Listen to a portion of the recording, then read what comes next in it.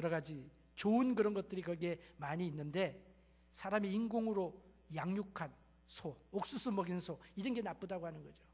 그러니까 원래 하나님 주신 거 다 좋은 건데 인간이 욕심 때문에 그걸 갖다가 그 매스 프로덕션 하기 위해서 대량 생산을 하려고 보니까 소를 갖다가 그냥 움직이지도 못하고 그냥 그 자리에 세워가지고 그냥 갖다 먹이니까 기름 가득한, 스트레스 가득한 그런 소가 되기 때문에 그 몸이 안 좋다고 하는 그런 이야기가 나오는 거죠. 소금이 나쁜 게 아니라고 말씀하십니다. 우리의 소금은 다 그냥 소금이니까 이해가 안 되는데, 유대 사이에 있었던 소금은 무슨 소금이냐면요, 바위에서 나는 소금입니다. 물론 사회에서 나는 소금도 있습니다. 그런데 사회 주변에 보면은 바위 소금이 꽤 많이 있습니다. 마치 롯의 아내가 그 소돔과 고모라 성에서 하나님께서 구출해 주셔서 천사가 나가고 소알성으로 가라 그러니까 가면서 뒤돌아보지 말라 그랬는데, 롯의 아내가 뒤에 무엇을 두고 온 것이 그렇게 아까웠던지 뒤돌아보니까 뭐가 됐어요? 소금 기둥이 됐다 그러잖아요. 지금도 거기 가면요, 소금 기둥들이 곳곳에 서 있어요. 소금 암염입니다, 거기에. 그런데 그 가운데 소금만 있는 것이 아니라 거기에는 진흙도 있고, 그리고 석고 성분이 많다고 합니다. 석회암, 석고. 그래가지고 이런 것들이 섞여 있으면 보기도 싫고 냄새도 나쁘고 맛도 나쁘게 많이 되는데, 불순물이 섞여 있는 소금, 그러니까 순수한 소금이 아니라 여러 가지 잡다한 것이 많이 들어가 있는 소금, 그런 소금은 맛을 버리는 것이죠. 그래서 그런 소금이 없는, 소금기가 없는 그런 돌멩이들은 어떻게 됩니까? 국 끓이는데 열 수 없잖아요. 그러니까 밖에 버리게 되어지고 사람들에 의하여 밟혀지게 될 것이라고 말씀해 주셨습니다. 무슨 말입니까? 성도의 삶은요, 우리는 이런 초이스입니다. 내가 소금으로 살면, 세상의 소금으로 살면 나의 삶을 통하여 예수 그리스도의 모습이 나타나게 되어지고 좋은 영향력을 미치게 되어지고 나로 인하여 세상이 바뀌어지게 되고 하나님의 영광이 드러나게 되지만, 내가 만약에 소금으로 살지 아니하면 우리는, 성도들은 세상의 조롱거리가 될 것이라는 것입니다. 세상에게 밟힐 것이라고 하는 것입니다. 너희가 예수 믿는다고 하면서 그럴 수 있느냐 하는 이야기를 듣게 된다고 하는 것입니다. 안타까운 것은 많은 경우에 그런 모습들을 우리가 경험하고 있지 않는가 생각을 하죠. 이 소금의 모습 속에서 우리는 세상과 주님 사이에 소금은 무슨 역할을 하냐면 프렌십을 상징하고 있습니다. 그래서 민수기 18장 19절에 보면 하나님께서 소금 언약을 체결을 하십니다. 소금을 가지고 언약을 하시는 거예요. 그게 무슨 말이냐면, 고대 중동의 사회에서는 약속을 할 때에 소금을 가지고 약속을 합니다. 그래서 내가 A라는 사람과 내가 원수입니다. 그러나 같은 자리에서 같은 소금을 먹게 되면 어떻게 되냐면, 내가 그 사람을 원수가 아니라 친구로 대우해 줘야 됩니다. 다른 말로 하면 소금을 먹는다고 하는 것은 당신은 나의 친구라고 하는 그런 의미가 되는 것입니다.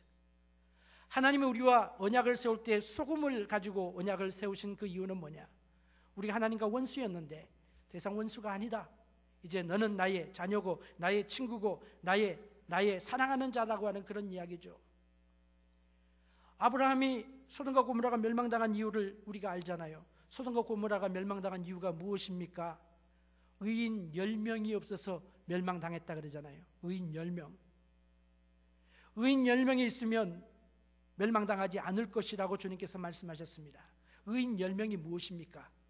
소금, 세상의 소금으로 살아가는 성도 10명을 의미하는 것 아니겠습니까?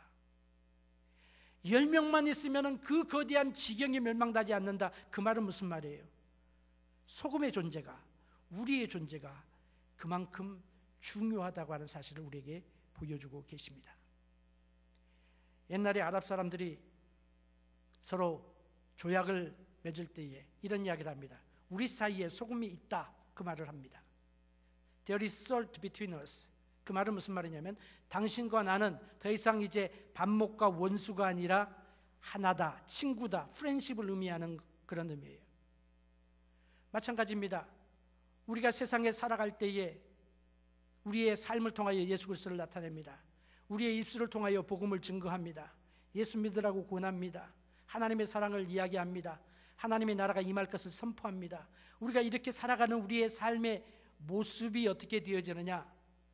하나님과 세상에 사는 사람들이 반목하고 있습니다. 그렇죠? 사람들이 하나님을 대적합니다. 적대합니다. 원망합니다. 하나님은 세상을 사랑하십니다. 그래서 이 사람들을 구원하기를 원하십니다. 그래서 누구를 보내시느냐? 저와 여러분을 보내시는 거예요. 우리가 세상의 소금인 거예요. 그래서 우리가 세상의 소금의 역할을 감당하게 되어지면 사람들이 우리를 통하여 신기한 생각을 하게 됩니다. 야, 어떻게 그럴 수가 있느냐? 어떻게 고통 속에서 즐거워할 수가 있느냐? 어떻게 그렇게 심령이 가난할 수가 있느냐? 어떻게 그렇게 온유할 수가 있느냐? 어떻게 의를 위하여 핍박을 받는데, 억울한 일 당했는데 어떻게 기뻐하고 즐거워할 수 있느냐? 이상하다 생각을 하게 되어집니다. 이것이 바로 소금이 일으키는 갈증인 것입니다. 소금이 일으키는 갈증. 소금을 먹을 때 우리가 갈증이 나는 것, 물을 찾게 되는 것과 마찬가지로 우리가 세상에서 소금의 사명을 감당할 때에 사람들이 하나님께 대한 갈증이 생기는 거예요.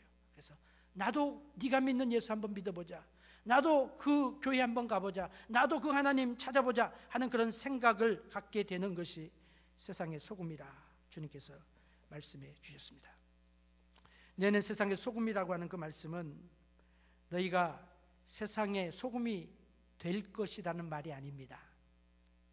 나를 따라 오너라, 내가 너희로 사람을 낚는 어부가 되게 하리라 하신 말씀은 우리가 제자의 삶을 살게 되어지면 사람을 낚는 어부, 전도하고 많은 영혼들을 구원하는 것이 제자도의 마지막 모습입니다.